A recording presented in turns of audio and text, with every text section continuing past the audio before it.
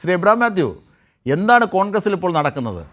ഈ സുധാകരനെ മാറ്റാൻ ഒരു വിഭാഗം, എന്നെ മൂലക്കിരുത്താൻ ഒരു നേതാവ് ചരട് വലിക്കുന്നു എന്ന് സുധാകരൻ പരസ്യമായി പറയുന്നു. കെ മുരളീധരൻ രംഗത്തെത്തി പറയുന്നു ഇത് ശരിയല്ല, ഇങ്ങനെ ഒരു അസുഖവും അദ്ദേഹത്തിനില്ല എന്ന്. ഒരു രോഗിയാക്കി അടിച്ച് പുറത്താക്കാനായി നീക്കം നടക്കുന്നു.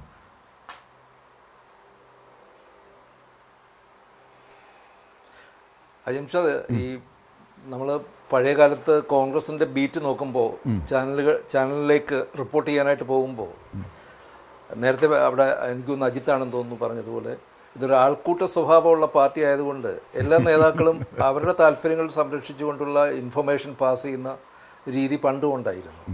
വലിയ നേതാക്കൾ വരെ KPCC നിർവാഹക സമിതി യോഗത്തിലിരുന്നു കൊണ്ട് ഫോൺ ഓൺ ചെയ്ത് ചാനലുകൾക്ക് വാർത്ത ചോർത്തി കൊടുക്കുന്നതിന് ഞാൻ സാക്ഷിയായിട്ടുണ്ട്. അപ്പോൾ ആ സംസ്കാരം അവിടെ നിലനിൽക്കുന്നുണ്ട്. പക്ഷെ ഇവിടെ ശ്രീ കെ സുധാകരൻ്റെ അനിവാര്യമായ പതനമാണ് ഇപ്പോൾ ചർച്ചാ വിഷയം. കാരണം അദ്ദേഹത്തിന് അവിടെ നിന്ന് ആ തസ്തികയിൽ നിന്ന് പുറത്തു പോയേ മതിയാവൂ. അതിന് നിരവധി കാരണങ്ങളുണ്ട്. അപ്പോൾ അദ്ദേഹത്തിൻ്റെ അസുഖങ്ങളെക്കുറിച്ച് പലരും പറയുന്നു, ആരോഗ്യസ്ഥിതിയെക്കുറിച്ച് പറയുന്നു, അദ്ദേഹം അത് നിഷേധിക്കുന്നു. സ്വാഭാവികമായിട്ടും ആരോഗ്യകാര്യത്തിൽ ഒരുപാട് കൂടുതൽ താല്പര്യം പ്രകടിപ്പിക്കുന്ന ആളാണ് സുധാകരൻ. അതുകൊണ്ട് തന്നെ ആ ഒരു പോയിന്റിൽ തൊട്ടാൽ അത് അദ്ദേഹത്തിന് വല്ലാതെ വേദനിക്കുമെന്നുള്ള കാര്യത്തിൽ സംശയമില്ല. പക്ഷേ യാഥാർത്ഥ്യം എന്താണ്? അദ്ദേഹം കുറേ കാലമായിട്ട് KPCCയുടെ എത്ര യോഗങ്ങളിൽ അദ്ദേഹം പങ്കെടുത്തു എന്ന് ആ KPCC സഹഭാരവാഹികൾ സാക്ഷ്യപ്പെടുത്തും. അദ്ദേഹത്തിന് പങ്കെടുക്കാൻ കഴിയുന്നില്ല, പങ്കെടുത്തിട്ടില്ല. ഭരണനിർവഹണം തകരാറിലാണ്. KPCCയിലെ ഭരണം അദ്ദേഹം നേരിട്ട് ചെയ്യേണ്ട കാര്യങ്ങൾ തകരാറിലാണ്. വളരെ കാര്യപ്രാപ്തിയുള്ള M. ലിജുവിനെ പോലുള്ള ഒരാളിനെ പകരം അവിടെ ഉത്തരവാദിത്തപ്പെട്ട സംഘടനാ ചുമതലയുള്ള ജനറൽ സെക്രട്ടറിയായിട്ട് അദ്ദേഹം ഇരിക്കുന്നത് കൊണ്ട് കാര്യമായ തകരാറില്ലാതെ അദ്ദേഹം കൊണ്ടുപോകുന്നു എന്നുള്ളത് സത്യമാണ്. എന്നാൽ സുധാകരൻ അദ്ദേഹത്തിൻ്റെ ദൗത്യത്തിൽ പരാജയപ്പെട്ടു. ഇത് KPCCക്ക് അകത്ത് തന്നെയുള്ള ഒരു യാഥാർത്ഥ്യമാണ്. നേതാക്കൾ അത് അദ്ദേഹത്തിൻ്റെ മുഖത്ത് നോക്കി പറയുന്നില്ല എന്ന് മാത്രമേ ഉള്ളൂ, എല്ലാവർക്കും അറിയാം. മറ്റൊരു കാര്യം, അദ്ദേഹത്തിൻ്റെ കയ്യൂക്ക് രാഷ്ട്രീയം. കെ സുധാകരൻ എന്ന് പറഞ്ഞാൽ അദ്ദേഹത്തിൻ്റെ പിണറായി വിരുദ്ധതയാണ് കെ സുധാകരൻ്റെ എക്കാലത്തെയും തുറുപ്പ് ചീട്ട്. CPM വിരുദ്ധത പോലുമല്ല, പിണറായി വിരുദ്ധതയാണ്.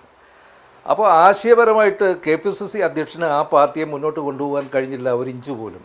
എന്ത് ആശയ അടിത്തറയിലാണ് കോൺഗ്രസ് പ്രവർത്തിക്കേണ്ടത് എന്ന കാര്യത്തിൽ ആ നേതാക്കൾക്ക് തന്നെ സംശയമുണ്ട്. ഇപ്പോൾ BJP ആണോ മുഖ്യ ശത്രു എന്ന കാര്യത്തിൽ സുധാകരന് സംശയമില്ല. കാരണം BJP അദ്ദേഹത്തെ സംബന്ധിച്ചിടത്തോളം മുഖ്യ ശത്രു അല്ല. അദ്ദേഹത്തിൻ്റെ മുഖ്യ ശത്രു പിണറായി വിജയൻ എന്ന് പറയുന്ന ഒരു സിംഗിൾ പേഴ്സണാണ്. അപ്പോൾ ഒരു വലിയ രാഷ്ട്രീയ പ്രസ്ഥാനത്തെ നയിക്കുന്ന KPCC പ്രസിഡന്റ് ഒരു വ്യക്തിക്കെതിരെ മാത്രം അദ്ദേഹത്തിൻ്റെ രാഷ്ട്രീയ ആയുധങ്ങൾ കൂർപ്പിക്കുകയും തൊടുത്തുവിടുകയും മറ്റ് കാര്യങ്ങളിൽ അലസതയോ ഉപേക്ഷക്കുറവോ കാണിക്കുകയോ ചെയ്യുമ്പോൾ ഉണ്ടാകുന്ന ഒരു ദൗർബല്യമാണ് കോൺഗ്രസിൻ്റെ ആ ഉന്നതമായ സ്ഥാനത്ത് നിന്ന് അദ്ദേഹത്തിന് പുറത്തു പോകാൻ ഇടയാക്കിയ കാരണങ്ങളിൽ ഏറ്റവും പ്രധാനപ്പെട്ട ഒന്ന്. മറ്റൊരു കാര്യം, ഈ ആശയാടിത്തറയെക്കുറിച്ച് പറഞ്ഞു. KPCCക്ക് പിന്നെ ഗവേഷണ വിഭാഗവും അങ്ങനെയുള്ള നിരവധി സംവിധാനങ്ങൾ ഇപ്പോഴുണ്ട്. അതിൻ്റെ ചുമതലയിലേക്കാണ് ശ്രീ ചെറിയാൻ ഫിലിപ്പ് പോയത്. ചെറിയാൻ ഫിലിപ്പിനെ അങ്ങനെ ആ ഉത്തരവാദിത്വം ഏൽപ്പിക്കുന്നുവെന്ന് ഞാൻ മാധ്യമങ്ങളിൽ കണ്ടു. ചെറിയാൻ അതിന് പര്യാപ്തനായ ഒരു നല്ല സുഹൃത്തുമാണ്. പക്ഷേ ആ ചെറിയാൻ ഫിലിപ്പിനെ പോലും ഉപയോഗപ്പെടുത്താൻ അവർക്ക് സാധിച്ചില്ല എന്നുള്ളതാണ്. ചെറിയാൻ ഫിലിപ്പിനെ പോലെയുള്ള കോൺഗ്രസിൽ ഒരു കാലത്ത് ഒരു ആശയാടിത്തറ പ്രചരിപ്പിക്കാൻ പര്യാപ്തനായിരുന്ന ആളുകളെ പോലും അവർ മൂലക്കിരുത്തി കളഞ്ഞു. പകരം എന്താണ്? കയ്യൂക്ക് രാഷ്ട്രീയത്തിന് പ്രചാരം കൊടുത്തു. ആ കയ്യൂക്ക് രാഷ്ട്രീയത്തിൻ്റെ വക്താവായ സുധാകരൻ അതുകൊണ്ട് തന്നെ വളരെ അപമാനിതനായി പുറത്തു പോകേണ്ട അവസ്ഥ വന്നു. എനിക്ക് അസുഖങ്ങളൊന്നുമില്ലെന്ന് അദ്ദേഹത്തിന് പരസ്യമായി പറയേണ്ടി വന്നു. ഇപ്പോൾ മുല്ലപ്പള്ളി രാമചന്ദ്രനോ സുധീരനോ പോയപ്പോൾ അവസ്ഥയല്ലത്. അല്ലെ, പ്രതീക്ഷാ നിർഭരനായി ജീവിച്ച് 1.5 വർഷക്കാലം മാത്രം ഇരിക്കാൻ യോഗം കിട്ടിയ MMSൻ്റെ അവസ്ഥയല്ല സുധാകരൻ ഇപ്പോൾ ഉള്ളത്. അദ്ദേഹം കൂടുതൽ അപമാനിക്കപ്പെടുന്നു. പാർട്ടിയെ ചലിപ്പിക്കാൻ കഴിയുന്നില്ല എന്നുള്ള ആക്ഷേപവും അദ്ദേഹം ഏറ്റവും കൂടുതൽ മുന്നോട്ട് വെക്കുന്ന അദ്ദേഹത്തിൻ്റെ ആരോഗ്യത്തെ സംബന്ധിക്കുന്ന അവകാശവാദങ്ങളുമാണ് ഇവിടെ ചോദ്യം ചെയ്യപ്പെടുന്നത്.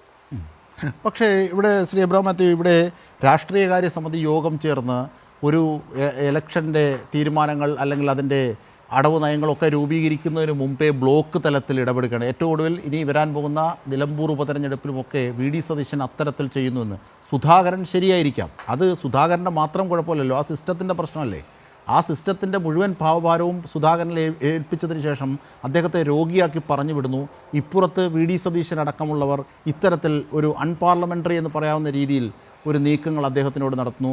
പരസ്യമായി വാർത്താ സമ്മേളനം എത്തുമ്പോൾ ഒരു ഇംഗ്ലീഷിലൊരു മാധ്യമപ്രവർത്തകൻ ചോദിക്കുമ്പോൾ അത് അദ്ദേഹത്തോടാണ്, അദ്ദേഹം പറയട്ടെ എന്ന് പറഞ്ഞ് അദ്ദേഹത്തെ അതിൻ്റെ കയത്തിലേക്ക് തള്ളിയിടുന്നു. അപ്പോൾ ഇങ്ങനെയൊക്കെയുള്ള ഒരു വി ഡി സതീശ പക്ഷ പ്രവർത്തികൾ ഈ വിഷയത്തിൽ നിർണായകമല്ലേ?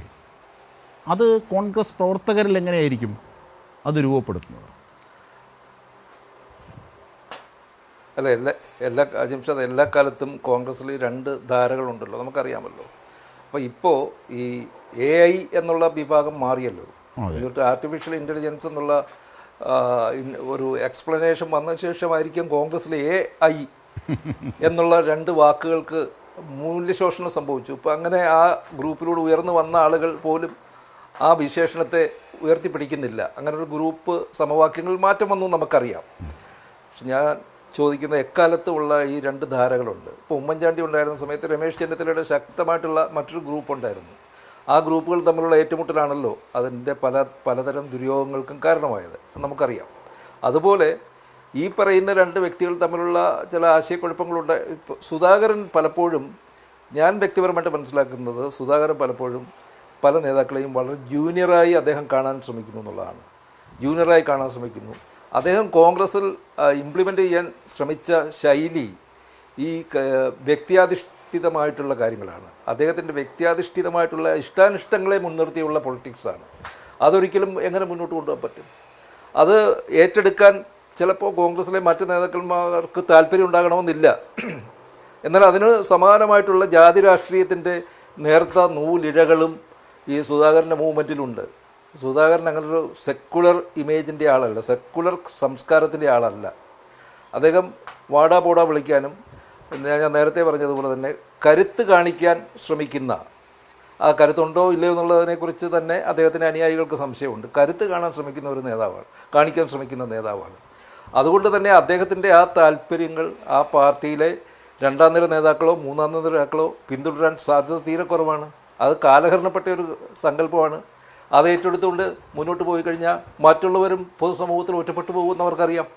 അതുകൊണ്ട് തന്നെ ആവാം ഈ ക്ലാഷ് ഉണ്ടായെന്നാണ് എനിക്ക് തോന്നുന്നത്. ആശയപരമായ ക്ലാഷൊന്നുമല്ല, ഈ കാഴ്ചപ്പാടിനെ സംബന്ധിക്കുന്ന ഒരു ക്ലാഷ് ഉണ്ടെന്നാണ് എനിക്ക് തോന്നുന്നത്. തീർച്ചയായും. പക്ഷേ നമ്മളിവിടെ കാണേണ്ടത്, ഇതൊക്കെ നടക്കുമ്പോഴും ഇപ്പോഴും ഈ വർക്കിംഗ് കമ്മിറ്റിയിലും സോണിയാഗാന്ധിയുടെ വീട്ടിലുമൊക്കെ ഏറ്റവും സ്വാധീനമുള്ള AK ആന്റണി വളരെ നിശബ്ദനായിട്ടിരുന്ന് ഈ ഏറ്റുമുട്ടലുകളെ താലോലിക്കുകയോ പരോക്ഷമായി പ്രോത്സാഹിപ്പിക്കുകയോ ചെയ്യുന്നു എന്നുള്ളതാണ് കോൺഗ്രസിൻ്റെ ഏറ്റവും വലിയ ദുര്യോഗമായിട്ട് എനിക്ക് തോന്നിയിട്ടുള്ളത്.